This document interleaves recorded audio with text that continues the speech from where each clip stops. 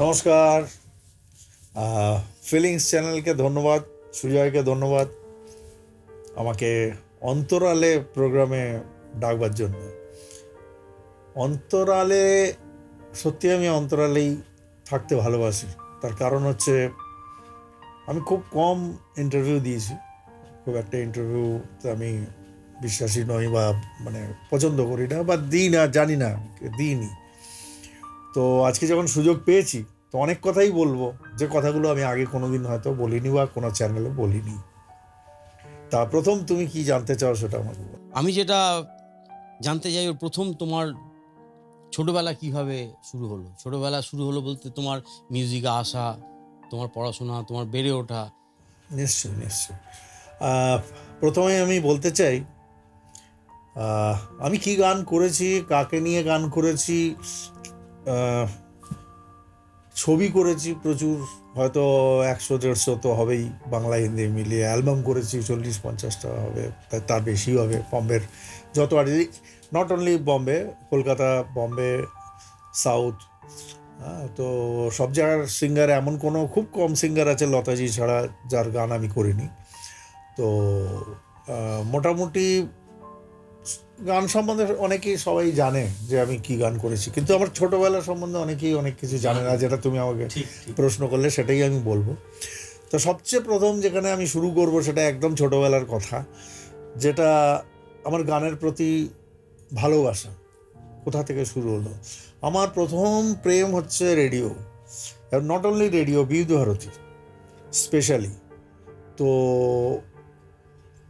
আমি ছোটোবেলা থেকে প্রচণ্ড গান শুনতে ভালোবাসতাম, এবং সে গান শুনতে শুনতে শঙ্কর জয়কিশন, ওপি নায়ার, আমাদের মদন মোহন, মোহাম্মদ রফি, একদিকে ইনাদের প্রেমে পড়লাম বা জানতে চেষ্টা করলাম, বুঝতে চেষ্টা করলাম, বুঝলাম একটু একটু মানে মাথায় ঢুকতে লাগলো। ওদিকে হেমন্ত মুখোপাধ্যায়, শ্যামল মিত্র, মানবেন্দ্র মুখোপাধ্যায়, সন্ধ্যা মুখোপাধ্যায় সব শুনে সমস্ত আমার কণ্ঠস্থ ছিল। হ্যাঁ, এবং আমার ডায়েরি ছিল, আমি গান গাইতাম। পাড়ায় সবচেয়ে মজার কথা হচ্ছে কিছু নন বেঙ্গলি পরিবার ছিল, কিছু বাঙালি পরিবার ছিল। নন বেঙ্গলি বাড়িতে ডাকতো আমাকে হিন্দি গান শোনার জন্য হিন্দি, আর বাঙালি পরিবার আমাকে ডাকতো বাংলা গান শোনার জন্য। তো এই হচ্ছে আমার প্রথম শুরু, যে আমি গান গাইতে জানি বা মিউজিক্যাল কি, আমি কিছুই জানি না তখন। মানে এটা হচ্ছে আমার শুরু অ্যাকচুয়ালি, মানে রেডিও শুনে, গান শুনে, গান ভালোবাসতাম, ব্যাস এটাই। তারপর একদম মানে প্রফেশনালি যেটা শুরু করলাম সেটা বলতে গেলে আরেকটু পরে। তখন আমি স্কুলে পড়ি, স্কুল ফাইনাল দেব, ঠিক তার 1 মাস আগে রাঁচি ক্যাসানোভা হোটেলে আমাকে ডাকেনি, সরি আমি ভুল বললাম। আমার গুরু হচ্ছেন, আগেই বলি, আমার গুরু খুব বিখ্যাত লোক আসামের, ওনার নাম হচ্ছে বুলু বারদুলুই, যিনি পিয়ানো অ্যাকর্ডিয়ন এবং পিয়ানিস্ট, কলকাতাতে বহু বছর ছিলেন, এবং লুই ব্যাংকস, সুমিত মিত্র, এনাদের স্ট্যান্ডার্ডের মিউজিশিয়ান ছিলেন। তো ওনার কাছে আমার হাতে খড়ি। হ্যাঁ, উনি আমাকে প্রথম গিটার ধরতে শেখান, কর্ড শেখান। ওনার একটা ওয়েস্টার্ন ব্যান্ড ছিল, ওয়েস্টার্ন ব্যান্ডে গিটারিস্ট ছিল লিটল রিচার্ড, স্যাক্সোফোনে 2-3 জন বাজাতো, এডি ছিল, কায়রো ছিল, মিস্টার কায়রো, তারপরে শওকত তো প্রচুর বাজাতো, তখনকার কথা বলছি। ড্রামে ছিল শঙ্করদা, গিবসন, প্রদীপ দত্ত, যাদের মধ্যে হয়তো অনেকেই এখনো বেঁচে নেই। হ্যাঁ, কয়েকজন আছে হয়তো। তাও সালটা মোটামুটি, তাও একটা এগুলো বললে আমি বলবো 70 এরকম হবে, এত মনে নেই আমার। যাই হোক, এটা আমার শুরু আর কি। তো তখন একটা মজার ঘটনা ঘটেছিল। ঘটনাটা এই, আমাদের বাড়িতে রিহার্সাল হতো, তো বুলুদা গ্রুপ নিয়ে রিহার্সাল করতেন, হিন্দি গান কিছু হবে, কেন কি ওরা রাঁচিতে একটা হোটেলে কন্ট্রাক্ট পেয়েছিল 1 মাসের জন্য। তো তো 1 মাসের জন্য যাওয়ার জন্যে সিঙ্গার ছিল মোহাম্মদ শাকুর, তখন কলকাতার খুব বিখ্যাত মোহাম্মদ রফির গান গাইতেন, আর মেয়েদের মধ্যে ছিল কৃষ্ণা দাশগুপ্ত। ঠিক আছে, এদের দুজনে যাওয়ার কথা, ওনারা আসেন, রিহার্সাল করেন, চলে যান। এবং আর প্রত্যেকটা রিহার্সাল আমি অ্যাটেন্ড করি, মানে আমি ওখানে বসে থাকি, গালে হাত দিয়ে আর শুনি অবাক হয়ে, মানে গান হচ্ছে, মিউজিক বাজছে। ফর্চুনেটলি বা আনফর্চুনেটলি ঠিক প্রোগ্রামের দিন 7 আগে কোনো কারণে মোহাম্মদ শাকুর সাহেব এবং কৃষ্ণাদি দুজনেই ব্যাক আউট করলো, কোনো কারণে ওনারা যেতে পারবেন না। বুলুদার তো মাথায় হাত যে আমি সিঙ্গার নেই, আমি যাবো কি করে ব্যান্ড নিয়ে, ওদিকে কন্ট্রাক্ট হয়ে গেছে সব কিছু। তো অনেক কষ্টে মেয়ে একজন জোগাড় হলো, স্মৃতিতে থাকতেন, এখন জানি না উনি বেঁচে আছেন কিনা, বহু বছর আগের কথা। জেন্টস সিঙ্গার কীভাবে পাওয়া যাচ্ছে না, কাউকে পাওয়া যাচ্ছে। তখন আমি ভয়ে ভয়ে বুলুদাকে বললাম যে আমি ট্রাই করব। তো আমাকে বলে যে তুই গান করতে গিয়ে গাইবি। বললাম যা রিহার্সালে যা যা গান হয় সব গান আমি জানি, সব গান আমি জানি, যে গানটা বলবেন সেই স্কেলে। আমার মুখস্থ কি, আমার ডায়েরি ছিল তো, আর গানগুলো গাইতে হয়, মেলাতাম আর কি। এইবার বিশ্বাস করবে কে জানে না, দিস ইজ মাই ফার্স্ট স্টেজে মানে প্রফেশনাল প্রোগ্রাম, যেটা পয়সা নিয়ে, আমি পয়সা অবশ্য আমার হাতে দেয়নি, আমার মাকে দিয়েছিল পয়সা। হ্যাঁ, তো আমি প্রথম গান গাই। 1 মাস প্রোগ্রাম ছিল ওখানে, 1 মাস প্রোগ্রাম করে এসে আমি স্কুল ফাইনাল পরীক্ষা দিই এবং পাস করি ফর্চুনেটলি। এইটা হচ্ছে আমার প্রথম স্টেজ, লোকদের সামনে গেল, এটা হচ্ছে আমার প্রথম শুরুয়াত। তারপরে ফিরে আসার পরে বুলুদার যে ওয়েস্টার্ন ব্যান্ড ছিল, তখন ওয়েস্টার্ন ব্যান্ডে এরা সব বাজাতো Calcutta club, Calcutta swimming club, Outram club, মোটামুটি এইসব ক্লাবে, আর এখানে আপনার ট্রিঙ্কাস, ম্যাক্স, এগুলোতে রেগুলার ওনারা বাজাতেন। তখন উষা উত্তুপ হননি, উষা আয়ার ছিলেন। ঠিক আছে, উষা আয়ার গান, মানে তাহলে বুঝতে পারবেন নিশ্চয়ই আমি কবেকার কথা বলছি। হ্যাঁ, তো তখন আমি ওনাদের সঙ্গে ওয়েস্টার্ন ব্যান্ডে বাজাতাম। ঠিক আছে, তো বাজাতে বাজাতে মানে কর্ড প্রোগ্রেশন, হেন তেন, মুক্তমুখ, এসব মানে একটু একটু শিখতে শুরু করলাম আর কি, ওনাদের কাছে ইয়েতে পড়ে।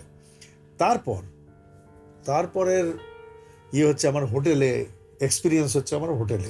ইন দ্য মিন টাইম আমি গোয়েঙ্কায় পড়তাম, বিকম পার্ট 1 অবধি পড়েছি। তারপরে আমি বিয়ে করে নিলাম। হ্যাঁ, তো পাশের বাড়ির বিয়ে করলাম, এবার তো ইনকাম করতে হবে, তখন চলে গেলাম হোটেলে, কলকাতার একটা হোটেলে বাজাতাম আমি। ওই হোটেলে আমার যা উপকার হয়েছে সুজয়, মানে আমি আজকে ফিল করি যে আমি কি সুযোগ পেয়েছি।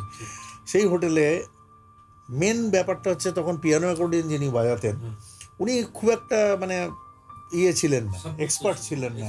হ্যাঁ, অথচ গান হতো, আমি মানে 2-1টা গান বলছি তাহলে বুঝতে পারবে কখন কোন জমানার কথা বলছি। মানে ঝুম বারাবার ঝুম সারাবি তখন হিট গান।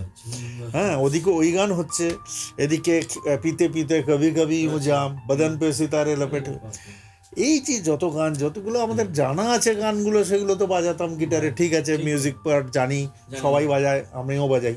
কিন্তু এই হোটেলে যে সন্ধ্যে থেকে রাত পর্যন্ত যে গানগুলো হয়, তার মধ্যে অধিকাংশ গান হতো পুরোনো, যে গান জীবনে কোনোদিন শুনিনি। এইটা আমার শিক্ষা হলো, যে গান আমি কোনোদিন শুনিনি, প্রথমবার শুনছি, সেগুলোকে কিভাবে, সেই গানগুলোকে আমি যখন প্লেস করতাম, তখন আমার একটা ক্যালিভার ছিল, সেইটাই আমার ক্যালিভার, মিউজিক্যাল ক্যালিভার। আজকে আমি বুঝি, হ্যাঁ, যে গানগুলো না জানলেও আমি ঠিক মিউজিকগুলো বাজাতাম, বা তার কাউন্টার বা পার্ট যা কিছু বাজাতাম, তো ফলো করে মানে গানটার সঙ্গে মিলে যেত। যদিও মানে একেবারেই মানে সেটা রেকর্ড মিউজিক নয় বা কিছুই নয়, আমরা যেটাকে আমাদের খেপ লাইনে বলতে একদম জার্মান, মানে কি 100টার মধ্যে 80টা গান জার্মান বাজাতো। তো তার কারণ হচ্ছে গান এমন হতো সে জীবনে কোনোদিন শুনিনি। তকদির সে বিগড়ি হুই, হ্যাঁ, তখন তো শুনিনি ছোটবেলায়। একটা কথার কথা বলছি, সে গান হচ্ছে হোটেলে। তারপরে খোয়া খোয়া চাঁদ, খোলা আসমান, মুক্তমুখ, যদি হিট গান, কিন্তু এইসব গানগুলো শুনিনি অত ভালো করে, বা কি বাজাচ্ছে জানি না, কিন্তু আমি আমার নিজের মতো করে একটা বাজাতাম। এইটা আমার ভবিষ্যৎ জীবনে কত কাজ দিয়েছে আমি বলে বোঝাতে পারবো না। সেইটা বম্বে যাওয়ার পর, সেইটা তোমায় বলি, আমি বম্বে যাই 1982 সালে, ঠিক আছে। বম্বে 82 সালে যখন গেছি তখন ওখানেও আমি একটা হোটেলে প্রথমে বাজাতাম। এবার আন্নু মালিকের সঙ্গে আমি জয়েন করি, হ্যাঁ। এবং আন্নু মালিকের সঙ্গে জয়েন করার ব্যাপারে এইখানে আমার এই কাজটা দিয়েছিল যেটা আমি সাকিতে শিখেছিলাম। সিটিং মিউজিশিয়ান আমাদের কে কে ছিল? দিলীপ সেন স্যার ছিল, সুরিন্দর সিং সোডি, আমাদের নরেশ ভাই, মানে নরেশ শর্মাজি, মানে প্যারালেলের ছোট ভাই, উনি আমাদের অ্যারেঞ্জার ছিলেন। বিপিন ছিল আন্নু মালিকের অ্যাসিস্ট্যান্ট, উনি আর আমি সিটিং মিউজিশিয়ান ছিলাম গিটার। এটা আমার কি কাজে দিল, তখন আমাদের প্রথম ছবি, মানে ওটা আন্নু মালিকের তৃতীয় ছবি, আমি যেখান থেকে জয়েন করি, ছবির নাম এক জান হ্যাঁ হাম, হ্যাঁ। তাতে গান ছিল ইয়াদ তেরি আয়েগি, তু মুঝকো বড়া সতায়েগি, শব্বির কুমার আশাজি, তাতে কিশোর কুমারের গান ছিল, হ্যাঁ, দিল লাগানা তুম ক্যা জানো, তো অনেক আসমা পে লিখ দু নাম তেরা, এইসব গানগুলো যখন সেটিং হচ্ছে, এই আমার কাজে লেগে গেল, যেটা আমি শিখেছিলাম হোটেলে। এইবার যখন গানটা তৈরি হচ্ছে তখন আমি অটোমেটিক্যালি ওর সঙ্গে এমনভাবে মিউজিক বাজাচ্ছি, আন্নু ভাই বলছে আরে আর এই মিউজিক রাখতে। তো তুমি জানো, তোমরা জানো কিনা জানি না, ইয়াতেরি আগে যখন শুনে ডাং ডাং ডাং ডাং ডাং ডাং ডাং ডাং ডিং ডাং ডাং টিং টিং ডাং ডাং, এই যে পার্টটা ছিল, এটা কিন্তু তখন আমি অটোমেটিক্যালি এমনি বাজিয়েছিলাম। প্র্যাকটিস করার সময় যেটা মিউজিকটা হাতে এসে গেছে সেটাই দেখা গেছে যে আমরা রেখে দিয়েছি। তো আমার সুবিধা কি হয়েছিল, যত আমার প্র্যাকটিস করা ছিল, যার জন্য গানটা যখন তৈরি হতো তখন ওই গানটার মুড বুঝে, তো সেই অনুযায়ী কর্ড প্রোগ্রেশন হচ্ছে, কর্ড তো হচ্ছে, যেটা হবারই, মিউজিক পার্ট বা যা কিছু। তো এক জানাম যখন বেরোলো তখন প্রথম আমি হলে গিয়ে যখন দেখি বইটা, তখন ওতে একটা গান ছিল দিল দিল হ্যায় কোই শিশা তো নেই, হ্যাঁ, এক ঠেস লাগিয়ে তো টুট গয়া, আশাজির গান, হ্যাঁ, শব্বির কুমারের। তো আমি যখন এগুলো সব হলে দেখছি তখন আমি আমার পাশে যে বন্ধু ছিল তাকে বলতাম, এই দেখ এই মিউজিকটা আমি বানিয়েছি, জানিস তো, এই মিউজিকটা আমি বানিয়েছি। তো সত্যি যখন অতগুলো গান, অতগুলো মিউজিক হয়ে বেরোলো, হ্যাঁ, তখন দারুণ একটা এক্সপিরিয়েন্স লাগলো। তারপর তুমি আন্নু মালিকে ওনার গ্রুপে তাও কতদিন ধরে করলে? আমি আন্নু মালিকের গ্রুপে ছিলাম নিয়ার অ্যাবাউট 3 বছর। তার মধ্যে যে ছবিগুলো করেছিলাম তার মধ্যে উল্লেখযোগ্য ছবি হচ্ছে মার্দ, আল্লাহ রাখা, সোনি মহিমাল, হ্যাঁ, এগুলো সব বড় বড় ছবি। তাছাড়াও অনেকগুলো ছবি ছিল যেগুলো মানে, আর শেষ ছবি করেছিলাম ওনার সঙ্গে জাল, মিঠুন আর রেখা, ওইটা আমার শেষ ছবি ছিল। তার মধ্যে আমি গোটা সব মিলিয়ে তাও গোটা 25-30টা ছবি তো হবে, মানে ওনার ওখানে অ্যাজ এ মিউজিশিয়ান আমি বাজিয়েছিলাম, সিটিং মিউজিশিয়ান। হ্যাঁ, তো তাই সেই তখন আমি লতাজি থেকে শুরু করে যত বম্বে সিঙ্গার সবার সঙ্গে বাজাবার সৌভাগ্য আমার হয়েছিল। হ্যাঁ, কিশোর কুমারের যেমন বেগানা ছবিতে মতলবি হ্যাঁ লোক ইহা পে, ওটা গিটারিস্ট তো আমি একা ছিলাম না, আমরা 7-8 জন গিটারের গ্রুপ বাজাতাম, তার মধ্যে ছিলাম বনকে নজর, আসমান ছবির গান। তো অনেক প্রচুর গান বাজিয়েছি, প্রচুর ছবিতে কাজ করেছি আমরা একসঙ্গে। তারপর আমি ইন্ডিভিজুয়াল। তার এর পাশে আন্নু মালিক জি ছাড়া তুমি কি আর অন্য কোনো মিউজিক ডাইরেক্টরের সঙ্গে? অবশ্যই এইটা আমার বলার আছে। প্রথম আমি শিখলাম কোথা থেকে, হ্যাঁ, আন্নু ভাইয়ের কাছ থেকে তো শিখলাম সিটিং কিভাবে হয়, মিউজিশিয়ান কীভাবে হয়। কিন্তু আমি সবচেয়ে বেশি অ্যাটেন্ড করেছি সেটা হচ্ছে ব্যাকগ্রাউন্ড মিউজিক অফ লক্ষ্মীকান্ত বেহরাল। হ্যাঁ, প্রথম আমি যেদিন বম্বেতে স্টুডিওতে প্রথম ঢুকি, সেই প্রথম ছবি ছিল ধরমবীর, তার ব্যাকগ্রাউন্ড চলছিল, হ্যাঁ, ধরমবীরের ব্যাকগ্রাউন্ড চলছিল, সেইটা দেখেছিলাম। তারপরে একসঙ্গে চাচা ভাতিজা দুটো ছবি করছিলেন মনমোহন দেশাই, ওনার দুটো ব্যাকগ্রাউন্ডে আমি অ্যাটেন্ড করেছিলাম। পঞ্চমদার চাঁদি সোনা ব্যাকগ্রাউন্ড চলছিল তখন, পঞ্চমদার ওখানে ইয়ে করেছিলাম। হ্যাঁ, তো এই ব্যাকগ্রাউন্ডগুলো দেখতে দেখতে আরও বেশি আমার মাথা একটু মিউজিক হয়ে গেল বেশি, কারণ কি আমি আরো নলেজ বাড়ছে, যত আমি ওইসব দেখছি শুনছি ওইসবের মধ্যে রয়েছি। তারপরে একটা সময় এলো যখন মনে হলো যে না, এবার একটু নিজে ট্রাই করা যেতে পারে, তখন নিজে শুরু করলাম আর কি। তবে 100% নিজে শুরু করো তুমি বলছো বটে, কিন্তু তখনকার যুগে কিন্তু এটা মোটেও সহজ ছিল না এখনকার মতন, যে একটা ফোনে আমি সুইচ টিপলাম, নিজে নিজে একটু গান করে দিলাম, সবাইকে আমি পাঠিয়ে দিলাম, হ্যাঁ, ইন্টারনেটের না, খুবই থ্রুতে। কঠিন ব্যাপার তো ছিল। অনেক অনেক মানে একটা স্বপ্ন, সবচেয়ে বড় কথা হচ্ছে সাহস, আমি সবচেয়ে বড় আমি তো যখন বম্বে সাহসটা। গেছি, গিয়ে পৌঁছেছি, তখন একদিকে লক্ষ্মীকান্ত প্যারালাল, একদিকে আর ডি বর্মন, একদিকে বাপি লাহিড়ী, একদিকে রবীন্দ্র জৈন, কল্যাণজি রাজ আনন্দজি, করছেন। রাজেশ রোশন, সবাই মানে পুরো দমে কাজ চলছে হই হই করে, মানে মেহবুব স্টুডিও, ফিল্ম সেন্টার। একটা একটা যেমন দৌড় একটা ছিল, রেস একটা যেমন ছিল, কিন্তু মানে সৌজন্যবোধটা কিন্তু তখনকার দিনে বোধহয় বজায় ছিল। না না, প্রচন্ড, একজন মিউজিক ডাইরেক্টরের সঙ্গে আরেকজনের মানে যথেষ্ট ভালোবাসা বা তাদের ওপর শ্রদ্ধা, প্রত্যেককে ইয়ে করতেন। এরম ছিল না এখনকার মতো এইরকম মানে, এখন যে না না না না, একেবারেই নয়। তখন সব মিউজিক ডাইরেক্টরের সঙ্গে খুব ভালো রিলেশন। ইভেন আমি একটা মানে ঘটনা বলছি ছোট্ট, সেটা তাহলেই বুঝতে পারবে। যেমন ধরো পঞ্চমদার ওখানে আশাজি বা কিশোর কুমার গান গাইছেন, এখানে লক্ষ্মীকান্তের হয়তো দরকার, হ্যাঁ, বলে দিল, পঞ্চমদা বললো ঠিক আছে আমি পরে রেকর্ডিং করবো, চল উসকা গানা কর দো, উসকা শুটিং হ্যাঁ। হ্যাঁ, এটা আমার নিজের কানে শোনা। तो उसका गाना कर देते हैं पहले, उनका लक्ष्मी जी का गाना कर लो।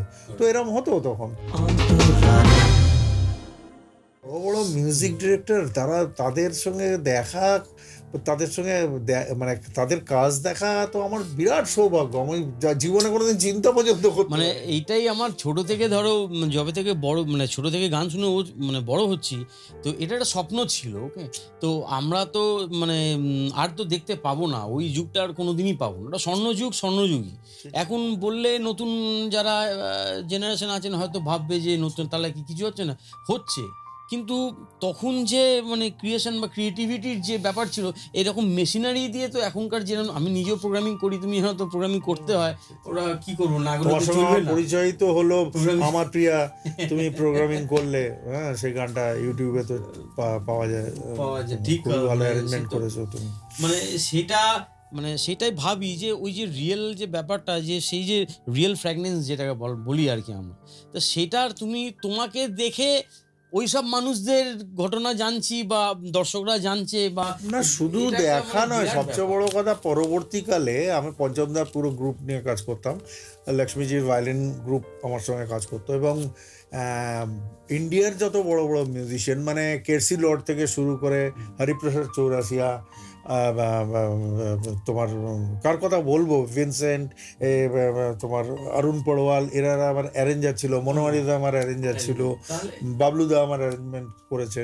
তো মানে খুব কম বম্বেতে দু একজন আছে যারা অ্যারেঞ্জমেন্ট, মানে আমি পাইনি, উত্তম সিংয়ের সঙ্গে কাজ হয়নি আমার।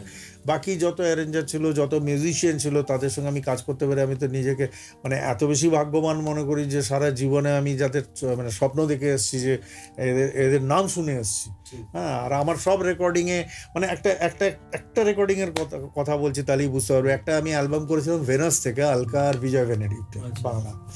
তাতে বাজিয়েছিল মাত্র 5 থেকে 6 জন। মনোহরিদা, টনি ছিল বেসে, আর রমেশ আয়ার ছিল গিটারে, প্রদীপ লাড ছিল রিদিমে, অঞ্জন বিশ্বাস ছিল কিবোর্ডে, হ্যাঁ। এই কজন গান তোমরা এখনো মানে যে কোনো সময় শুনতে পাবে, হ্যাঁ, মানে ইউটিউবে গেলেই।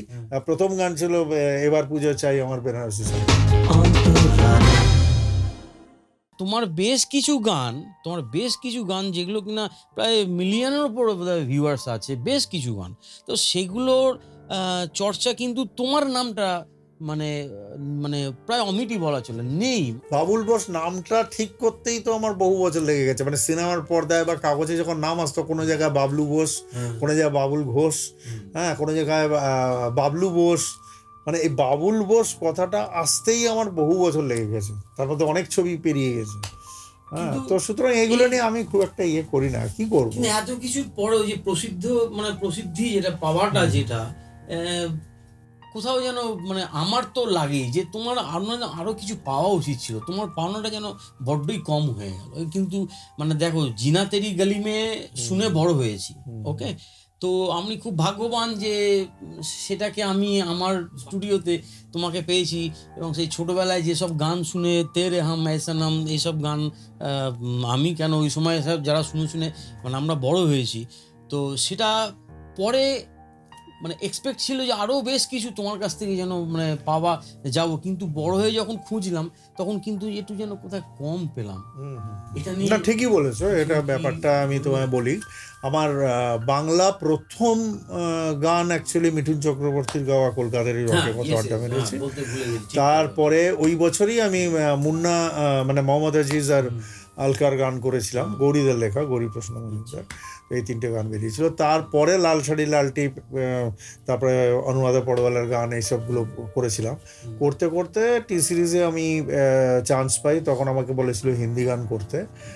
না সরি, বাংলা করেছিলাম অমর শিল্পী তুমি কিশোর কুমার। হ্যাঁ, তখন ওইটা খুব সেল হয়েছিল, তখন গুলশানজি বলেছিল হিন্দি মানে করো। শানুদা মানে কুমার শানুর উৎপত্তি বলা চলে ওখান থেকে নাকি? হ্যাঁ, ওটা প্রথম বাংলা হিট গান বলাই যেতে পারে, যেখান থেকে শানুদার নাম শুরু আর কি। হ্যাঁ। মানে হ্যাঁ, সেটা একটা গল্প, সেটা আমি অনেক চ্যানেলে বলেছি, সেটা আমি আর হ্যাঁ, রিপিট সেটা করতে তো চাই না। সবাই জানে, ওটা আমি সেই জন্য বলছি যে ওই তারপরে আমি যে ছবিটা করেছিলাম তার ছবিটার নাম জিনা তেরি গলি। আচ্ছা। সেটা প্ল্যাটিনাম ডিস্ক হয়েছিল, অমিতাভ বচ্চন সাহেব আমাকে দিয়েছিলেন প্ল্যাটিনাম ডিস্ক। তারপরে একটা ঘটনা হয়েছে, যে ঘটনাটা আমি তোমাকে, এটা অনেকে কেউ আমাকে জিজ্ঞেসও করেনি, হয়তো প্রয়োজন মনে করেনি। তো তুমি আজকে বললে সেই জন্য আমি থ্যাঙ্কস। আমি জিনা তেরি গলিমের পরে যে ছবিটা করেছিলাম, একটা কথা বলি, জিনা তেরি গলিমের পরে বম্বেতে একটা ম্যাগাজিন বেরোয়, একটা না অনেকগুলো ম্যাগাজিন বেরোয়, ট্রেড গাইড, ফিল্ম ইনফরমেশন, এই ওই তোমরা নিশ্চয়ই সিনেমা বলে।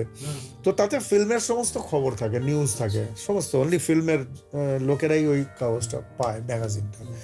তো তাতে টি সিরিজ, টিপস অ্যান্ড ভেনাস তিনজনই অ্যানাউন্স করে দিয়েছিল যে বাবুল বোস যদি সাইন করো তুমি, তো আমি ছবি নিয়ে নিয়েছি, এরকম একটা ব্যাপার ছিল।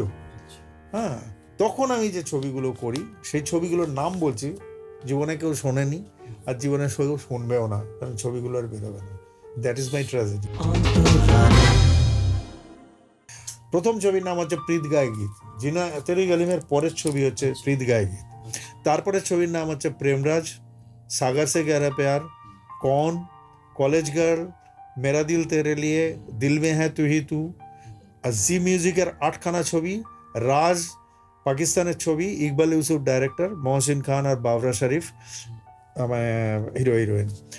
এর মধ্যে 3টে ছবি বেরিয়েছিল, ঠিক আছে? একটা হচ্ছে কলেজ গার্ল, একটা হচ্ছে মেরা দিল তেরে লিয়ে, আর একটা রাজ পাকিস্তানের ছবিটা বেরিয়েছিল। এর আগে যখন আমি জিনা তেরি গলিমে করি, তখন আমার সঙ্গে ইয়াশ চোপড়ার সঙ্গে কথা হয়, আমার সঙ্গে মনমোহন দাসের সঙ্গে কথা হয়, এবং কেসি পোকাডিয়ার সঙ্গে কথা হয়, এবং 3জনের সঙ্গে সিটিং হয়। এবং ওনারা বলেন, তখন আমার যেহেতু এতগুলো ছবি ফ্লোরে ছিল বা আমি রেকর্ডিং করছি, এক একটা ছবিতে 8টা করে গান, তার মানে হিসাব করো এতগুলো ছবিতে 8টা করে গান হলো কথা। এবং প্রত্যেকটা ছবিতে মানে কোনোটাতে অনুরাধাজি, মোহাম্মদ আজিজ, দেবাশিস, কোনো সময় শানু আলকা, কোনো সময় শানু আশাজি, কোনোটাতে উদিত নারায়ণ আর পূর্ণিমা, এরকম পেয়ার নিয়ে 8খানা করে গান এক একটা ছবিতে। এতগুলো গান আমার ওয়েস্টেজ হয়ে গেছে, যা কোনোদিন কেউ শুনতেও পারে না। সেই গান যদি বেরোতো সেদিন, আর ইএসজির সঙ্গে যে কথাটা হয়েছিল, বা মনমোহন দাসের সঙ্গে আমার যা কথা হয়েছিল, বা কেসি পোকাডিয়ার সঙ্গে যা কথা হয়েছিল, ওনারা বলেছিলেন যে আপ তো ইতনা পিকচার কর রে হো, ये পিকচার রিলিজ होने दो, তো उसके बाद हम लोग সিটিংও হয়েছিল আমার সঙ্গে, যে তারপরে আমাদের মানে ওনাদের ছবি করব, এরম একটা সিচুয়েশন ছিল। তো কেন এই ছবিগুলো হয়নি, এর পেছনে কোনো পলিটিক্সও নেই, কেউ আমার পেছনেও কোনো মানে কেউ যে ব্যাক বাইটিং করেছে এরমও কোনো ব্যাপার না। ব্যাপারটা খুব সিম্পল ছিল। সিম্পল এই ছিল, ওই যে ম্যাগাজিনে দেওয়া হয়েছিল যে বাবুল বোসকে সাইন করলেই আমার কোম্পানি, আমি গানটা নিয়ে নিয়েছি, সেই হিসাবে এই প্রডিউসাররা, এই যে ছবিগুলো বললাম, এরার প্রডিউসাররা আমাকে কন্ট্যাক্ট করে। আমি তো তখন নতুন নতুন গেছি, আমি তো এসব জানি না। হ্যাঁ, এটা কোনো পলিটিক্সও না, কিছুই না। ওরা আমাকে বললো গান করতে হবে ভাই, একটা ছবিতে এতগুলো গান আছে, করো। আমি গানগুলো করলাম এবং রেকর্ডিং করলাম। তার পয়সা কে দিল? হুম, পয়সা দিল কোম্পানি। আচ্ছা, কোনোটা টি সিরিজ, কোনোটা টিপস, কোনোটা ভেনাস। হুম, এবারে একটা ছবিও রিলিজ হলো না বা কমপ্লিট হলো না। আচ্ছা, দিস ইজ দ্য রিজন। মানে আচ্ছা, এই যে ব্যাপারটা হয়েছিল যে এতগুলো ছবি আমার বেরোনোর কথা, সেখানে একটা ছবিও বেরোলো না, এই 2-3টে ছবি ছাড়া। হুম, হুম। তো এতগুলো গান তোমার সব ওয়েস্টেজ আমার ওয়েস্টেজ হয়ে গেল, মানে হয়ে গেল ওটা, আর তার ফেরত কোনোদিন পাবো না, আর শুনতেও পাবো না। হ্যাঁ, এর মধ্যে একটা দুটো গান টি সিরিজের ব্যাংকে ছিল, তার মধ্যে একটা গান বলছি, জেসু দাস আর অনুরাধা পড়ওয়ালের গাওয়া, ऐसे ऐसे हसरत से ना देखो कि कि दिल तुम्हारा।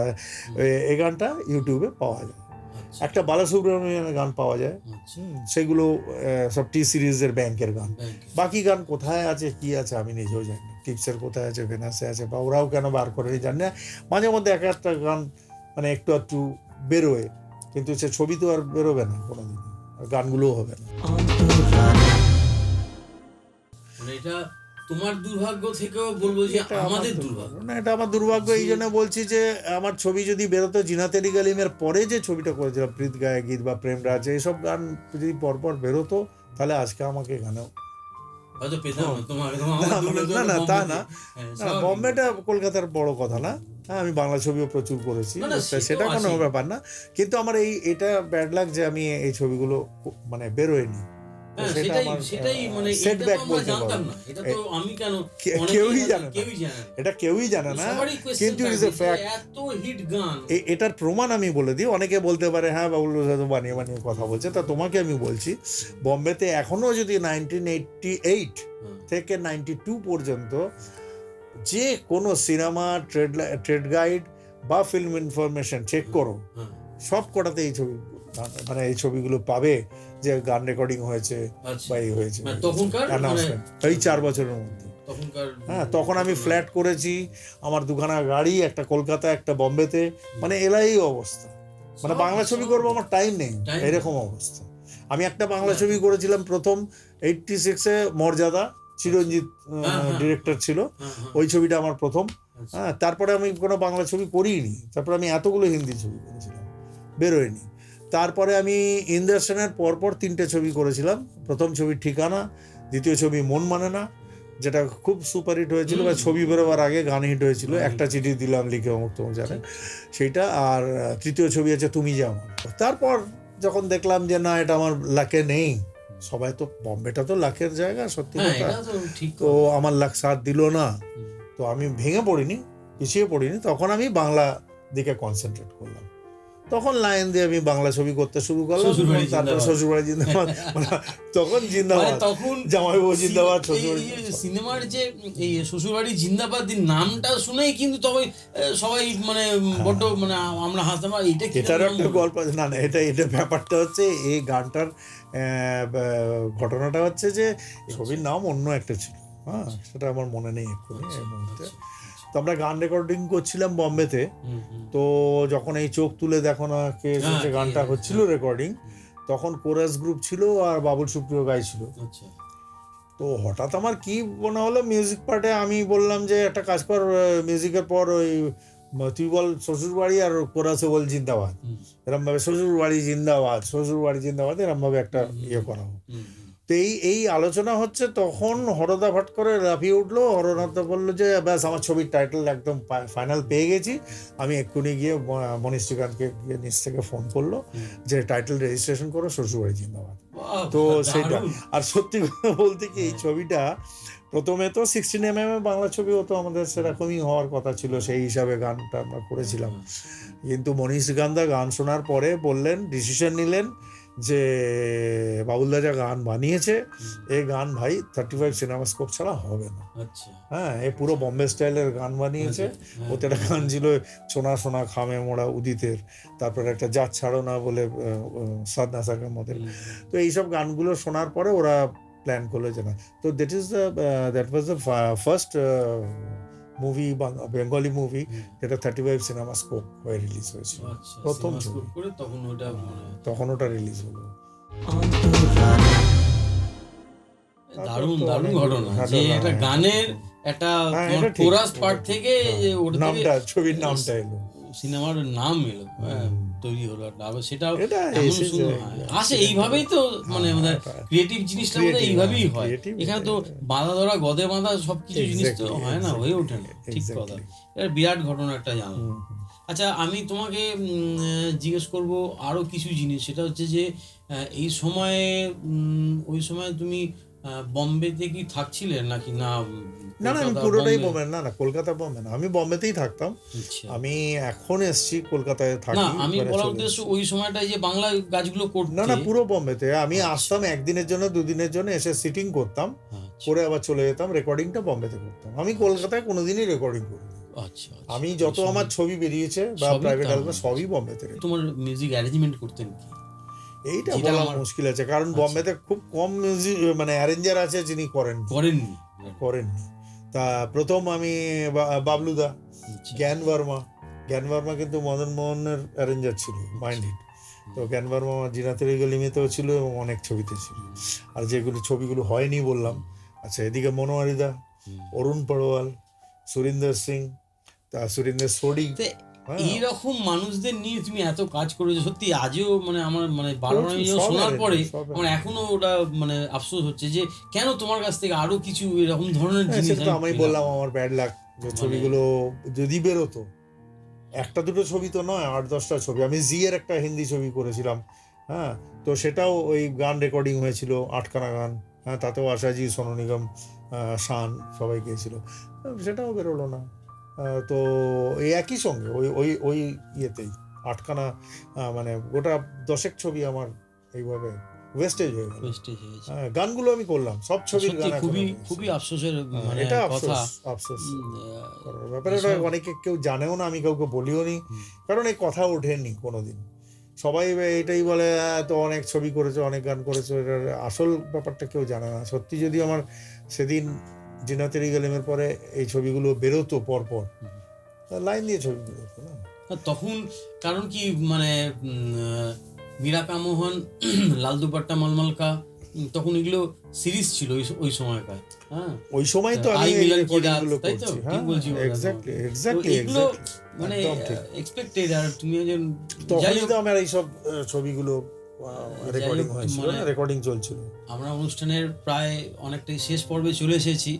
রিসেন্ট প্রজেক্ট তোমার কি আছে, বা কলকাতার এখনকার কাজকর্ম কিরম কি? কলকাতায় আসার পরে তো অনেকগুলো ছবি করেছিলাম, আর রিসেন্টলি আমার একটা ছবি বেরোলো, সেটা হচ্ছে পিকলু। আর অ্যালবাম আমি অনেকগুলো করেছি, তার মধ্যে তুমিই কাজ করেছো যে একটা, তার মধ্যে আমার আমার প্রিয়া। মানে কি বলবো, আরে, সৌভাগ্য সেটা। না না, তোমার আরে সঙ্গে তুমি তো কাজ করেছো, করা। আরো করবে নিশ্চয়ই আশা করি, এবং আমরা একসঙ্গে আরো কাজ করব। হ্যাঁ, যদি আমি কাজ পাই আমার নিশ্চয়ই পরম একসঙ্গে করবো। সৌভাগ্য আমার। এবং তোমার কাজ আমার সত্যিই ভালো লেগেছে, এবং তোমাকে আমার যেটুকুনি মনে হয়েছে দেখে, প্রথম দিন থেকে তুমি কতটা কি করো জানি না, কিন্তু তুমি ভাই বোধ মিউজিক্যাল লাইক মি, আমার মতো।